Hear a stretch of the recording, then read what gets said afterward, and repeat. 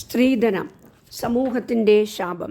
കഴിഞ്ഞ 3 ദശകങ്ങൾക്കിടയിൽ കേരളം ഏറ്റവുമധികം ചർച്ചകൾക്ക് വിഷയം ആക്കിയിട്ടുള്ള ഒരു വസ്തുത സ്ത്രീധന പ്രശ്നം തന്നെ ആണ്. സ്ത്രീ ശാക്തീകരണത്തെ കുറിച്ച് പറയുമ്പോഴും കുടുംബ യോഗങ്ങളിൽ സംവാദം നടത്തുമ്പോഴും സ്ത്രീധനം തന്നെയാണ് മുഖ്യ വിഷയം.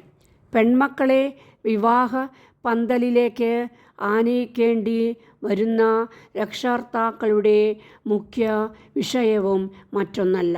കേരളീയ സമൂഹം ഏറ്റവും കൂടുതൽ ചർച്ച ചെയ്യുന്ന ഈ വിഷയം സമൂഹഗാത്രത്തെ കാർന്നു തിന്നുകയാണ്. മത അധ്യക്ഷന്മാരും സാമൂഹിക പ്രവർത്തകരും അപ്പോത്തിക്കിരികളായി രംഗത്ത് ഉണ്ടെങ്കിലും ഈ മാറാരോഗം പടരുന്നത് അല്ലാതെ കുറയുന്നില്ല എന്ന് മാത്രമല്ല, ബലഹീനമായ സാമ്പത്തിക സ്ഥിതിയുള്ള രക്ഷകർത്താക്കളുടെ പെൺമക്കൾ ഈ മാറാരോഗത്തിൽ മരണത്തോട് മല്ലടിക്കുന്ന കാഴ്ചയും നിരന്തരം കാണാം. വിവാഹം കഴിഞ്ഞാൽ പിതാവ് മകളെ വരനു കൈമാറുക എന്നൊരു ചടങ്ങുണ്ട്. വധുവിൻ്റെയും വരൻ്റെയും കൈകൾ ചേർത്ത് ആശീർവദിക്കുക ആണ് ഇവിടെ. പെൺകുട്ടിയുടെ പിതാവിൻ്റെ അവകാശം ആണിത്. ആ സമയം കന്യാദാനം നടക്കുന്ന സമയം. സന്തോഷത്തിന് വേണ്ടി പെൺകുട്ടിയുടെ പിതാവ് എന്തെങ്കിലും സമ്മാനങ്ങൾ നൽകുക എന്നൊരു ചടങ്ങുണ്ട്. ആ ആചാരത്തിൻ്റെ ഭീമത്സ രൂപമാണ് ഇന്നത്തെ സ്ത്രീധന സമ്പ്രദായം. ജീവിതക്രമം പാലിക്കുന്നതിന് വേണ്ടിയും വിവാഹസമയം ആഹ്ലാദം പൂർണ്ണം ആക്കുന്നതിന് വേണ്ടിയും ആണ് ഇത്തരത്തിൽ ഒരു ചടങ്ങ് ഉണ്ടാക്കിയത്. ആ ചടങ്ങ് ഇന്ന് വിവിധ രൂപ പരിണാമങ്ങൾക്ക് ശേഷം സ്ത്രീധനം എന്ന രാക്ഷസനായി അട്ടഹസിക്കുന്ന കാഴ്ച കാണാം. വിവാഹ സമയത്ത് വധുവിൻ്റെ വീട്ടുകാർ വരൻ്റെ വീട്ടുകാർക്ക് നൽകുന്ന സ്വത്തായി ഇന്ന് സ്ത്രീധനം മാറിപ്പോയി ഇരിക്കുന്നു. വരനും ആൾക്കാരും മുൻകൂർ സ്ത്രീധനം ചോദിച്ച് തുടങ്ങിയതോടെ ഇത് ചടങ്ങും ആചാരവും ആയി. സ്ത്രീധനം സർവ്വസാധാരണമായതോടെ ഒരു സാമൂഹിക പ്രശ്നമായി.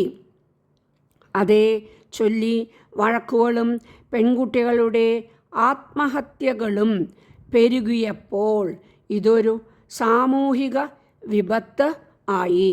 അവിടെ സംഭവിച്ചത് എന്തെന്നോ, വിവാഹം ഒരു കച്ചവടമായി, വിലപേശലായി, തർക്കമായി, സ്ത്രീധനം കിട്ടാത്തതിൻ്റെ പേരിൽ പീഡനമായി. അതോടെ ഈ വിപത്ത് ഒഴിയാബാധയായി. വിവാഹം ഒരു കരാറാണ്. മതപരമായി പറഞ്ഞാൽ ഈശ്വരൻ്റെ മുന്നിൽ ചെയ്യുന്ന കരാർ. ആ കരാർ പ്രകാരം ഇരുവരും പാരസ്പര്യത്തോടെ ആണ് പുലരേണ്ടത്. അവർക്ക് വരുന്ന ബാധ്യതകൾ ഒരുമിച്ച് തന്നെ വഹിക്കേണ്ടതും ആണ്.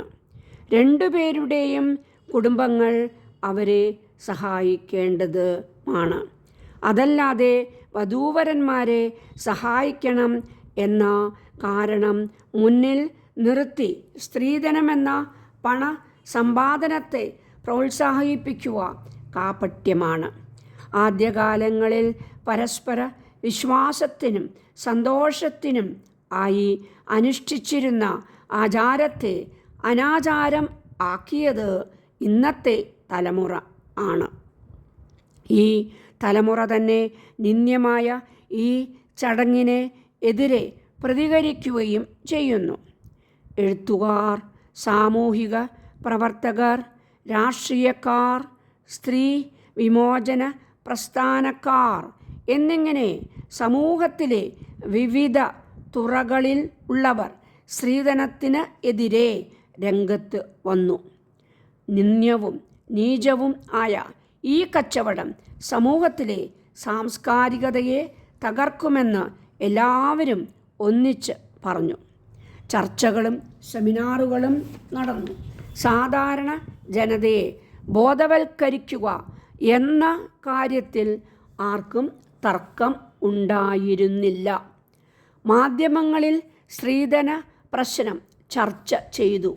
നോവലുകളും സിനിമകളും ഈ വിഷയം ഇതിവൃത്തം ആക്കി.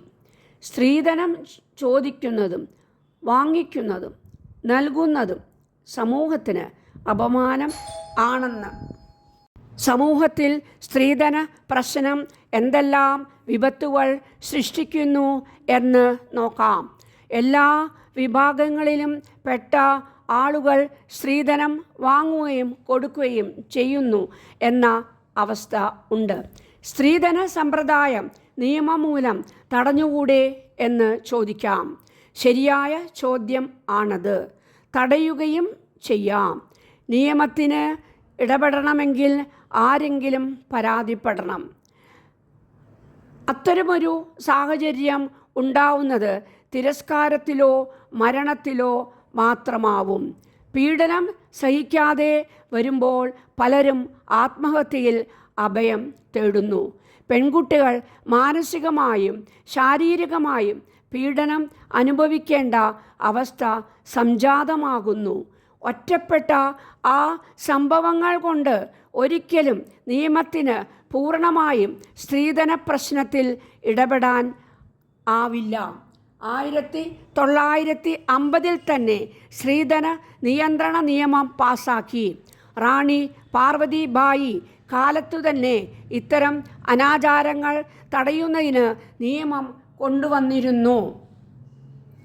1958 ആന്ധ്രാപ്രദേശ് സ്ത്രീധന നിരോധന ബിൽ പാസാക്കുകയും ചെയ്തു.